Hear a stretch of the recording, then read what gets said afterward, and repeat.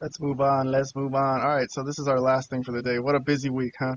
So I'm gonna run through the results from Grand Slam, and this is Grand Slam Australia. This is a picture of the stadium. I know everyone was saying that this was a disaster and they changed venues but the stadium looked nice and full, in my opinion. It all looked really good. I liked the white mats on the outside of the ring. I thought it gave it a different look, a little bit of an important look. So it looked all right, but let's go through the card and see if it was worth all the trouble that they went through to go to Australia.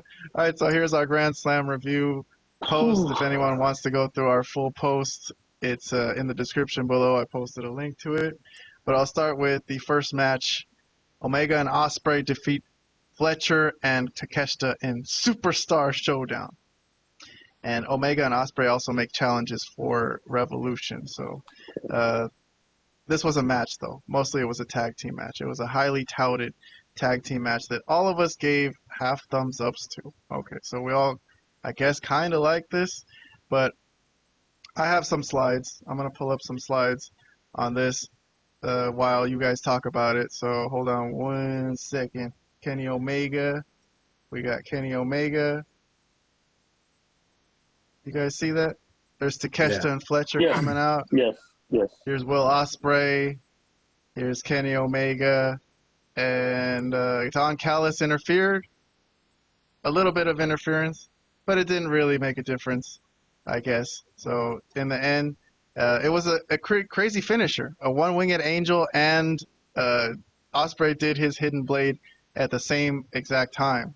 So they did a one-winged angel hidden blade combo move. I gotta admit, that's pretty dope. But okay. Robert, do you have any comments on this? You can go first. 1 minute on the clock.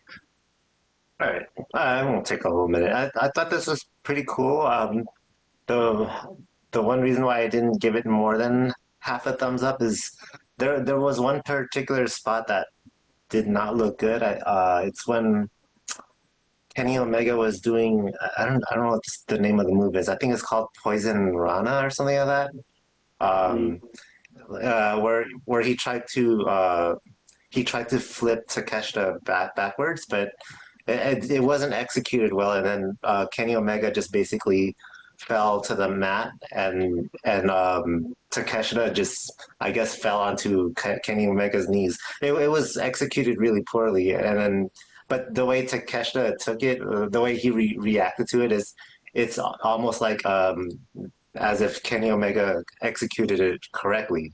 Like he really took the full brunt of that move. And that looked really awkward. So if it wasn't for that, I probably would have liked it more, but that botch kind of killed it for me. Yeah. I noticed some of the work was a little lazy too, man. But I don't know. I don't want these guys to kill themselves on a glorified episode of Collision. So that's fine with me if they didn't really go full force on this. But Vlad, if you don't have any thoughts on this match, I know you're not too into this storyline, but you did give it a half thumbs up. So let's hear what you got to think about this. Yeah, I mean, I would say the finish was actually a good-looking finish. I would agree with you on that, Tian. I don't like the hidden blade as a finish because I don't really think that's a finisher. It's hitting someone after basically everything else that Ospreay does, hitting someone in the back of his head is like nothing. It's like zero. What the hell? But anyways, yeah, the Tiger Driver should be his finishing move. But okay, it's too dangerous. Well, sure. It's a very dangerous move. But I don't know if you heard, Kim. But I don't know if you know how many necks it's broken. But anyways, maybe what's his name could tell you. The man with the mask could tell you. Anyways, the man with the mask. Yeah, that's the guy, Excalibur. He could tell you. But anyways, it was all right. It was cool. I mean, obviously not my type of match. As you know, I don't like this type of just craziness. But anyways, it had some cool moments. The crowd was into it.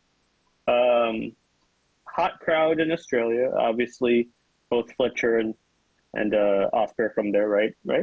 Are they from there? No, Fletcher. No, only Fletcher. Fletcher. Fletcher. Oh, Fletcher's from there. Ospreay's British. Gotcha. Yeah. Yes, that's right. Yes, that's why when they had All in London, it was in his home country. But Gotcha. yes, Fletcher was getting booed in his home country though. But okay, yeah, lots of That's all hometown right. people here. Fletcher, Tony Storm, Yeah, and Harley Cameron. Yeah. And that's right. so Mariah May too? I'm not sure, but okay.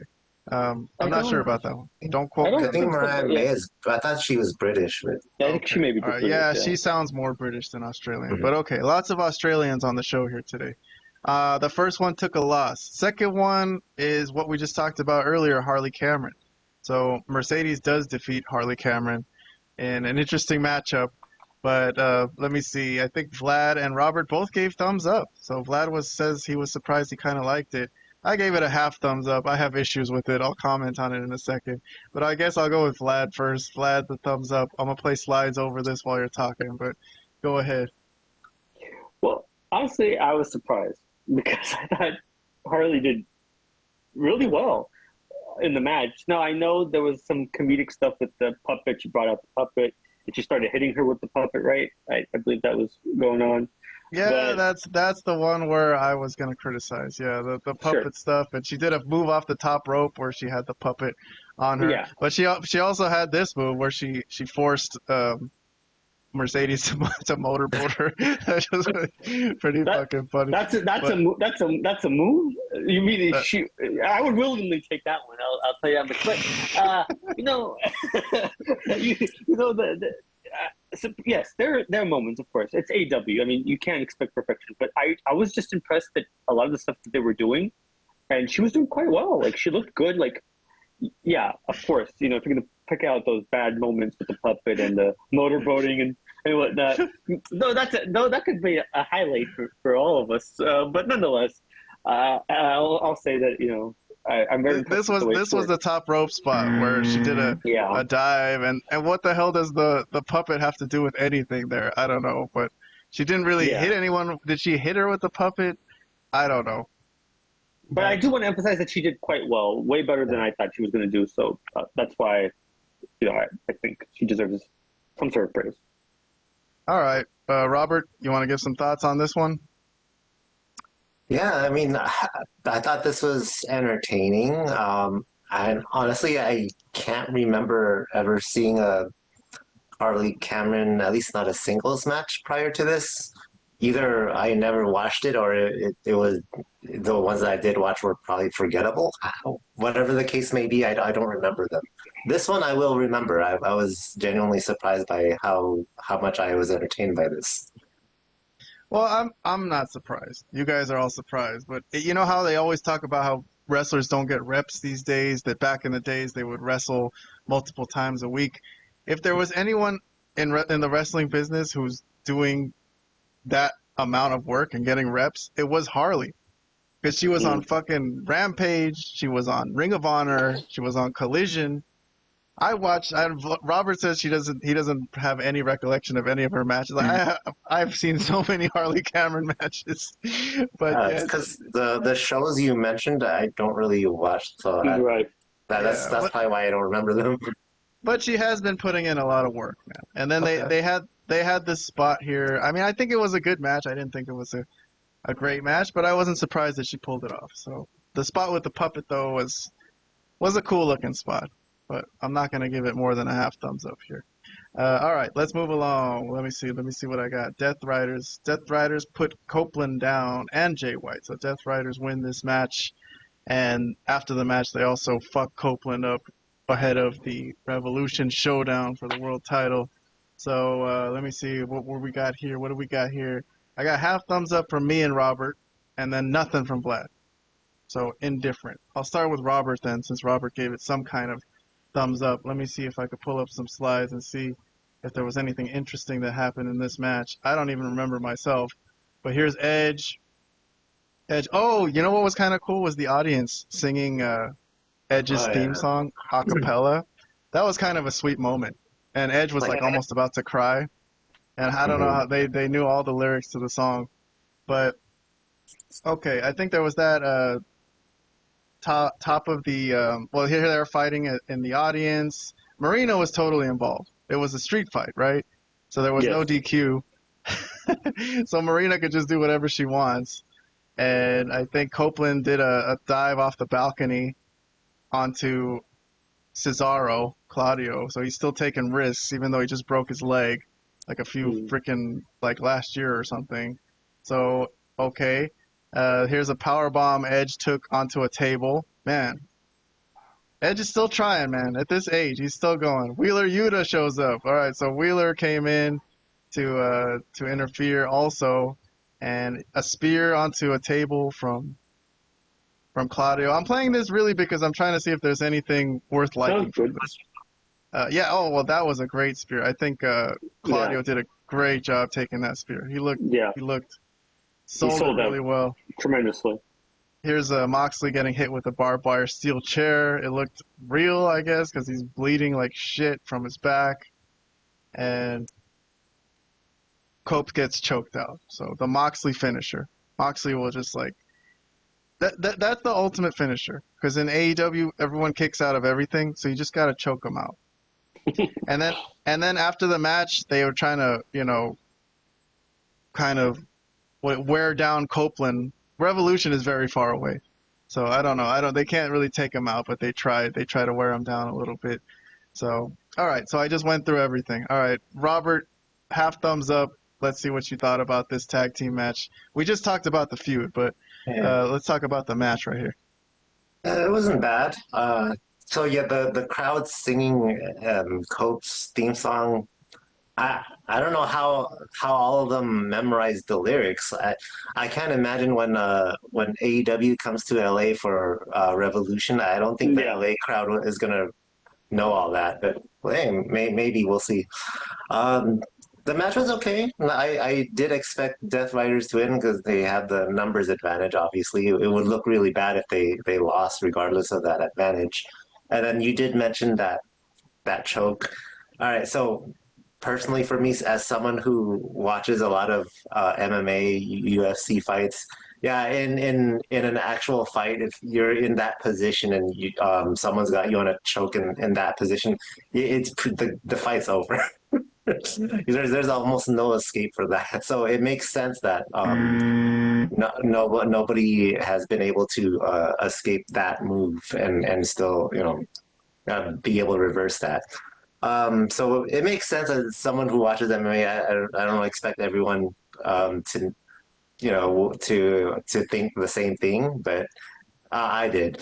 Yeah, it wasn't bad. But I think Death Riders needed this victory more than Cope and Jay White did.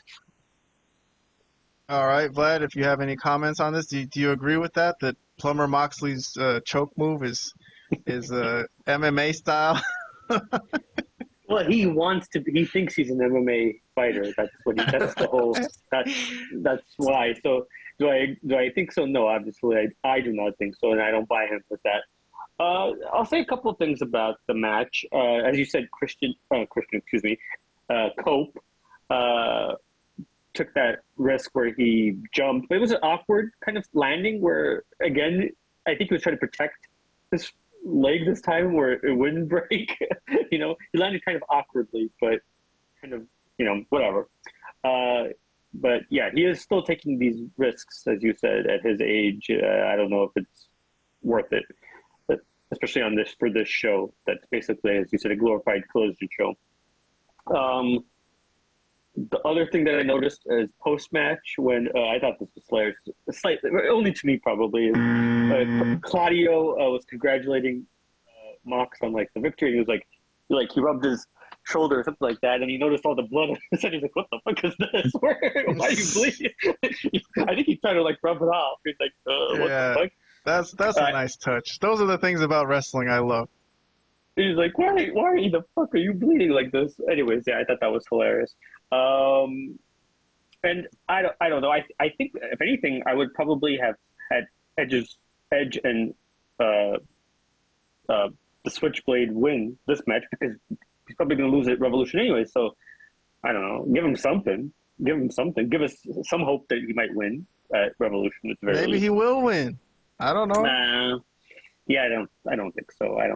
But you don't think Edge is ever going to get a run with the title in AEW? Well, I mean, you said that Orange Cassidy is going to be a future world champion in AEW. So yes, I guess in that case, then anyone could win a world title. So yes, Cope can be a champion as well. Then, of course, given his Hall of Fame career, and he is Yeah, a I Hall don't of Fame. He know. does have a Hall of Fame career. Robert, are you seeing that it's a guaranteed Moxley victory? Are you feeling that way? I'm not feeling totally I don't know. I guaranteed. don't know if I would use the word guarantee. I would say uh, very likely that Ugh. Moxley retains. All right, so we're gonna continue the Death Riders then. All right, couple more matches and we'll get out of here, real quick. Okada. All right, nice. This is my guy. This is the I think you guys noticed earlier in the day the picture at the bottom of our screen, Okada, where we dedicate a little square on our podcast to the current Continental Champion, the purest champion in all of wrestling, because the purity and tradition of the Continental Championship continued on this night as there was zero outside interference again. So Okada wins and he still remains a champion. Let's see some reviews on this one. Thumbs up from me and Robert. Vlad doesn't care about the Continental title, but okay. Indifferent from Vlad. That's fine. That's fine. I don't know. Do I need to go through any slides on this one? Let me see. Let me see if anything happened. There might have been something funny. Well, Okada was gonna leave, right? He was like, "Fuck this." He was he was leaving, and I think Matthews called him a wanker, right? A Which is wanker. an Australian thing. But the low blow, Okada grabbed the referee by the lapels, and that was enough of a distraction to nail him with the low blow, and Okada with the victory. Okay, well, I don't think Vlad wants to comment on this. Vlad, do you want to comment on this? If you don't want to comment on this, you can move on. Very quickly, I'll just say that finish where they do the low blow thing is something that they go to a lot in AEW, where they grab the referee and he's pulled out of the way, and then they just do one of those. I've seen that finish maybe 50 times in AEW. Hey, when something works, why not use it, bro? If I ever had a match, I would do the same shit. All right, I'm not gonna even comment on that because it's yeah. I'll leave it at that. I'll let Robert talk about it. All right, Robert, what do you think? Any thoughts on Okada and the Continental Championship? Yeah, Okada's clearly not a bitch. But Oh no, yeah, he proved himself today. Nice. I That's forgot right. about that. Good point, Robert. Good point. Yeah, I mean, that's not much to say. I thought this was a well-worked match. I I'd go so far as to say this is one of my favorite Buddy Matthews matches as far as like singles matches go. Shit, there hasn't been any Um, fucking Buddy Matthews I, matches, but yeah. okay, so all right, maybe there's not a very big sample size. Okay, I'll give you that, but this was pretty good. Um, yeah, I mean, I don't remember the build for this, but I still enjoyed this nonetheless. I think the build was mostly on Collision, if I'm not mistaken. Oh, okay, well that's why I don't Yeah, know. the build was them calling each other a bitch, and Okada went crazy that someone would call him a bitch too. Like he was like, "What? I'm not a no bitch. I'm no bitch," and he's not a bitch. Okay, good. Let's move on to the last storyline of the day. Is Tony Storm. Tony Storm defeats Mariah May and regains the AEW World Title in a match that, let's see, Vlad and Kahan, me and Vlad gave a thumbs up. Robert really liked it, so Robert gave it 2 thumbs up. So, all right, let me see. I'll start with Robert on this one since you gave the 2 thumbs up. I'll play some slides on this, and you can give your thoughts on Tony Storm regaining the AEW World Title. This is our last angle for the night, so go ahead, Robert. Yeah. The floor is yours. Okay, so I might be in the minority in this, but I actually enjoyed the build to this match. I thought this feud is actually entertaining, and the payoff in this match was really cool too. I probably would have liked it even more. I know I gave it 2 thumbs up, but I probably would have liked it more if the finish wasn't so fluky. I would have preferred a more like a cleaner victory from Tony Storm. Not just like a roll up pin. I'm never really a fan of those. But outside of that, this was very well worked. Some good ring psychology. That was a cool moment too. I can say I like that one moment in the corner. That one. No, sure. That's Yeah, Mariah May I giving mean, Tony Storm a I kiss for you that's audio right. podcast listeners. I But can't yes, complain it about was that. a roll up Mhm. victory. So hey, Rey Mysterio won the world title at WrestleMania on a roll up. I wouldn't call that a fluke.